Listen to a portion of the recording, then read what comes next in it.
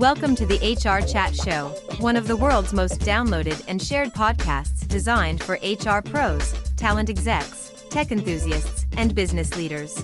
For hundreds more episodes and what's new in the world of work, subscribe to the show, follow us on social media, and visit hrgazette.com. Welcome to another episode of the HR Chat podcast, where we explore the ever-evolving world of work, leadership, and the technologies shaping the future of HR. In today's episode, we're diving into the heart of successful HR transformation, change management, with a true expert in the field, none other than Richard Page Brown. Richard is a certified program and change management practitioner with over 20 years of experience driving transformation across complex HR operations. He's worked with global organizations across many sectors to implement new technologies, redesign processes, and most critically, help people embrace change. In this conversation, we'll unpack the ProSci ADKAR model, explore practical tools to overcome resistance, and hear how Richard applied these principles working on global HR transformation programs.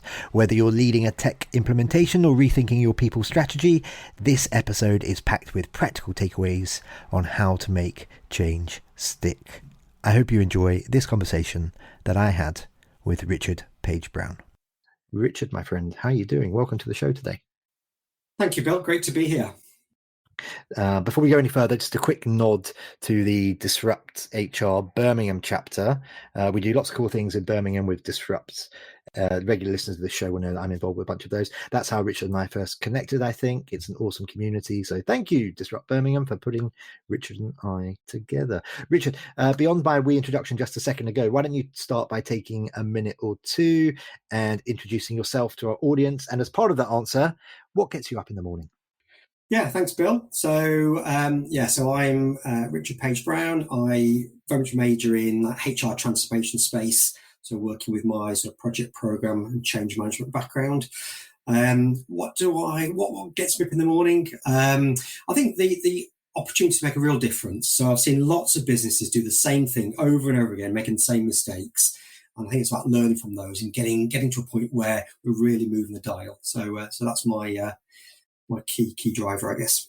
Very good. Thank you very much. So you've spent over 2 decades working in HR operations and transformation, of course. What drew you to specialize in change management within the HR space? Yeah. So we all know that HR transformation programs are pivotal in reshaping how organizations manage their workforce, optimize operations, achieve strategic goals. But success to me hinges on the collective ability of individuals to embrace change. And without change management, you're highly likely not to realise the full objectives and benefits. You also stand a real chance of the change not being sustained. So we all know that people are complex. Change management just simply is not an option. And I think the smart organisations are waking up to this reality. One would hope so, Richard. So you've highlighted that success hinges on the collective ability of individuals to embrace change. That's a direct quote from you. Why is this especially true in HR transformation programs? Yeah. So to me, I think HR transformation programs come in all sizes and shapes. Many have a heavy tech focus, but they all have one very notable thing in common, which is that they include people change. So they require individuals essentially to go from a current state to a future state, to transition on that journey. And this often involves different ways of working or changes of behaviour. If part of that group affected by the change is not fully invested, then that change will simply be incomplete and ineffective. And you advocate for the ADKAR model within the ProSci framework. What makes ADKAR particularly effective, Richard, for managing change in HR environments? Yeah, so I probably should say, first of all, let me recognise there are lots of different change management frameworks out there. There's Kotter, the McKinsey, Lewin, others. I personally favour ProSci, which includes the ADKAR model, and ADKAR's an acronym, so we'll talk more about that shortly. But before I jump in, let me give you a quick disclaimer. ProSci owns the IP on ADKAR. However, everything I'm going to discuss today is publicly available on the ProSci website or elsewhere. So I guess in answer to the question, yes, why ADKAR? HR transformation is heavily focused on people change, and to me, ADKAR provides a very practical framework for this topic. It's also, I think, very easily understood by stakeholders facing change, which makes it really workable. Okay, I like it. Your answers are precise and to the point. That's very good. So let's unpack ADKAR a bit more then, starting with awareness. In your experience, Richard, what are some of the most effective tactics for creating genuine awareness around a transformation initiative? Yeah, sure. So first, let's start by saying awareness is the foundational step in any transformation. So in a HR context, this involves communicating why the change is needed and how it aligns with that broader strategy. So tactics I've employed at this stage would be typically to hold meetings to outline the necessity of the change. So that's town halls and webinars. I would share data to underscore the need for change. So that might be looking at market trends and employee feedback. And I'd also, very importantly, articulate the risks of no action. So, for example, reduced competitiveness or stagnant growth. And generating desire sounds easy in theory, perhaps, but maybe can be harder in practice. How do you align employee motivations with organizational goals, especially when there's resistance to change? Yeah, so probably let me start by saying desire definitely isn't easy. And it's about generating buy-in from employees and your key stakeholders. Importantly, yes, we need to align individuals and organizational goals. So what would I do to help that along? Probably for me, the first major step here is to focus on the benefits and the what's in it for me from an individual viewpoint. I then move on to look at developing a change impact assessment to understand how the change will affect different persona groups. I'd go about engaging leaders and influencers to advocate that transformation, and then also very keen to address employee concerns and resistance through typically one-to-one meetings and group forums. When it comes to building knowledge, Richard, what learning methods or training interventions have you found have worked best in HR tech transformations? Yeah, great. So knowledge is essentially it's the third ADKAR stage, and it's required to support new ways of working. As we know, HR transformation often involves new tech, processes, or roles, and then employees and managers need to acquire additional knowledge. And that knowledge transfer should be iterative, allowing time to build confidence.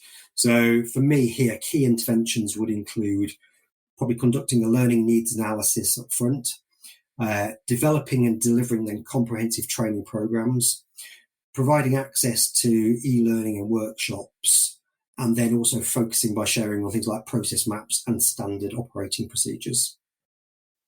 How much more complicated is that learning needs analysis, I wonder, given that AI is changing things so fast at the moment? That's the thing, isn't it? Yeah. It's all about just identifying skills gaps, isn't it, really, and plugging that gap. And AI is going to have a big part to play there, for sure. Yeah. So are you seeing at the moment, you're doing analysis like that, but actually, when you go and work with another company in just a couple of months' time, that's heavily different because some of those gaps have already been filled, some roles are being augmented, some jobs perhaps in their entirety have already been replaced. Is it that rapid at the moment? It is, yeah. And also some of the tier one sort of tech solutions are focusing really heavily on their skills modules. So they're able there to identify what jobs, what skills are required in certain roles, to allow the individuals and manage them to score individuals on their skill ratings. And then where there are gaps then to identify different interventions, so training interventions, coaching, mentoring. So I think we'll see a rapid expansion of that sort of activity. Okay, let's talk about the second A now. How do you ensure that ability, translating knowledge into confident action, is properly embedded across different teams? And any techniques that you think absolutely work and you'd swear by those? Yeah, indeed. So ability, as you said, is the stage where knowledge is translated into action. And it's the demonstration of competence. So it's where individuals show that they've acquired the knowledge. It's also about the hands-on experience, so crucial for embedding those new behaviours. So techniques at this stage would be looking at mentoring and coaching, probably most importantly, actually, creating sandbox environments for individuals to practice and play. Also to consider probably things like pilot projects and phase rollouts so people have time to adjust. And then also, as we go on the journey, providing ongoing feedback and taking corrective actions where necessary. Okay, so this all sounds wonderful, Richard, but I'm sure that you're acutely aware that actually making it stick in the long term can be a challenge. So in the context of reinforcement, being the Achilles heel of change initiatives, how can HR leaders make sure that behaviours stick long after go live? Yeah, indeed. So absolutely, reinforcement is all about sustaining the change, and it's absolutely a common challenge in all HR transformation programs. So reinforcement strategies ensure that transformation becomes part of the old culture, and without reinforcement, old habits may and probably will resurface and undermine that transformation. So here, the key tactics really are celebrating early wins, recognizing individuals' contribution to the change. Consider using like surveys and feedback tools to measure progress.